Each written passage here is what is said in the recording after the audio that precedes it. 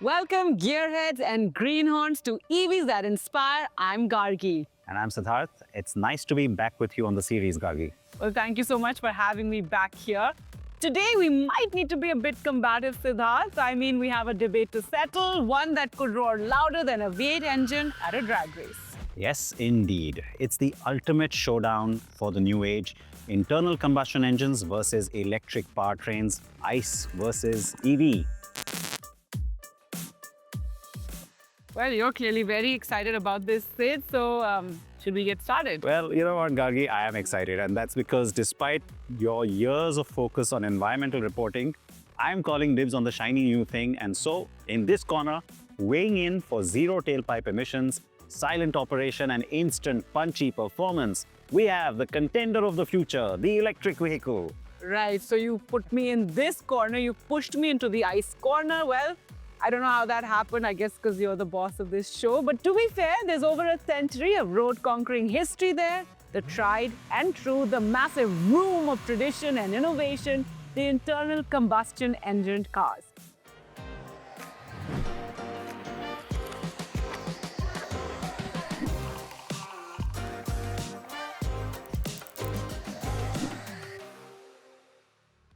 All right, Gargi, let's kick this off with environmental impact, because let's be honest, that's a huge part of the conversation these days. All right, fair enough. The ICE car, for all its glory, runs on fossil fuels. When you burn gasoline or diesel, well, you release carbon dioxide, nitrogen oxides, particulate matter into the atmosphere, and that, as we all know, contributes to air pollution and climate change. Now, think of it as a tiny mobile chimney. Yes, and of course, the EV, zero tailpipe emissions. That means no fumes, no smog, no carbon dioxide, no nitrous oxide puffing out onto your street. It's like driving a giant silent vacuum cleaner. Except it doesn't clean the air, just doesn't pollute it directly. However, it's not entirely without an environmental footprint. The electricity used to charge it has to come from somewhere. And if your grid relies heavily on coal, which often in our case it does, well, then your EV isn't quite as green as it could be. Yeah, that's true. But the good news is that most grids worldwide are now starting that shift. Here in India too, that's happening. Perhaps not fast enough, but it is happening, where you are now moving to renewable energy. So we're talking solar, wind, hydro. So as the grid gets cleaner, your EV gets greener. Now, it's like a car that gets better for the planet just by sitting there. And even with the current energy mixes, life cycle analysis consistently show that EVs generally have a lower carbon footprint over their entire lifespan compared to ICE vehicles. That includes manufacturing the battery, which you talked about actually in your last episode. Speaking of which, let's now tackle the cost factor, because historically, EVs have just always had the reputation of being super expensive. They were. The battery was a huge cost driver, but the price of EV batteries has plummeted over 80% in the last decade. I mean, that's just incredible. It's a massive breakthrough. And now, while the upfront purchase price of an EV can still sometimes be higher than a comparable ICE car, especially in certain segments, that remains. Yes, and let's factor in running costs, because electricity per unit per kilometer is so much cheaper than petrol or diesel. And don't get me started on EV maintenance. You know, there are no oil changes, there's no spark plugs to worry about, there's fewer moving parts. And it's like comparing apples to a very high maintenance orange. Okay, you're right. Fewer moving parts means less to break.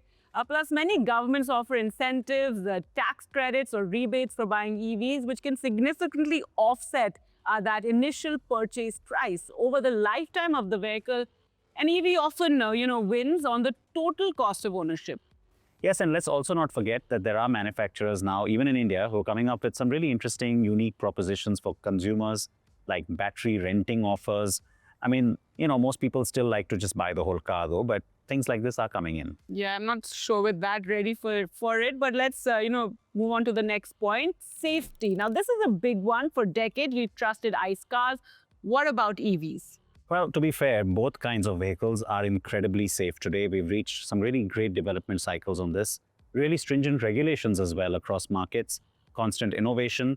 So we're talking about things like crumple zones, airbags, of course, anti-lock brakes. I mean, a lot of this is also just mandated by law, but decades of refinement. That's right. But with EVs, there were initial concerns about battery fires, especially after a few high-profile incidents. Well, that's a valid point. And you know what? A lot of consumers are worried about this, but we've got to talk about something called battery management systems. They've gotten so much better, lots of acceleration on that work last few years. This is basically a system that constantly monitors the battery's health. We're talking about temperature control, the performance of the battery, the discharge of power from it.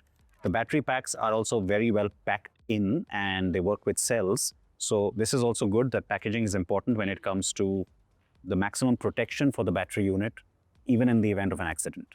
All right. Well, in a crash, EVs are often engineered with a lower center of gravity, and this is due to the heavy battery pack, which you just described. And this can improve the stability and also reduce rollover risk. And unlike a gasoline tank, which can rupture and spill flammable liquid, battery packs are designed to contain their energy.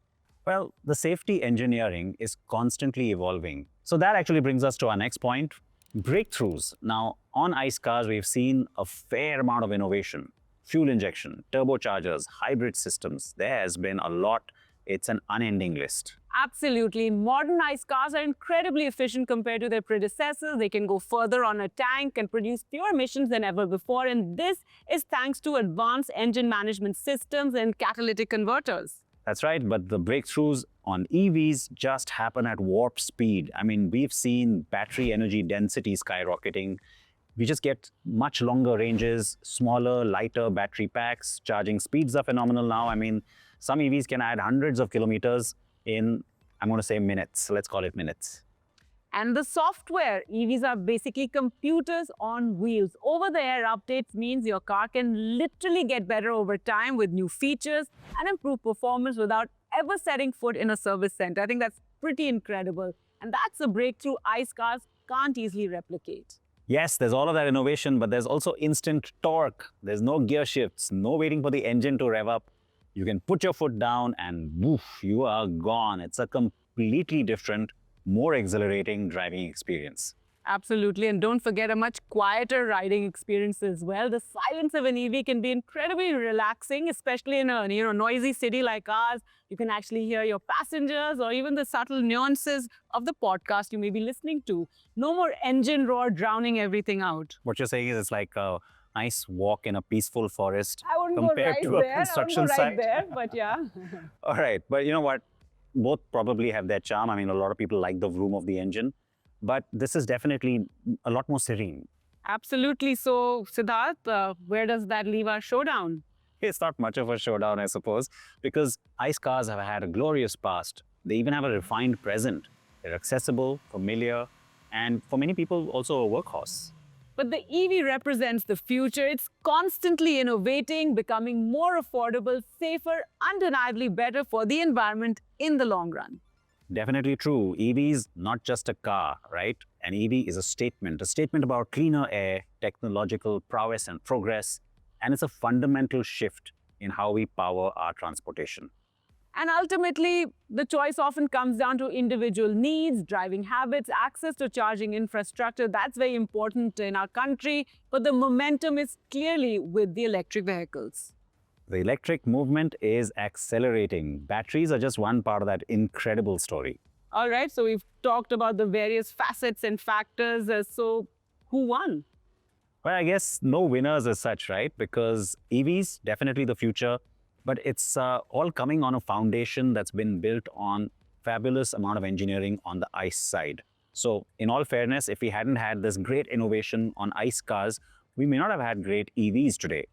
Okay, well, couldn't have been a better diplomatic answer there. So on that note, well, it's time for us to say goodbye.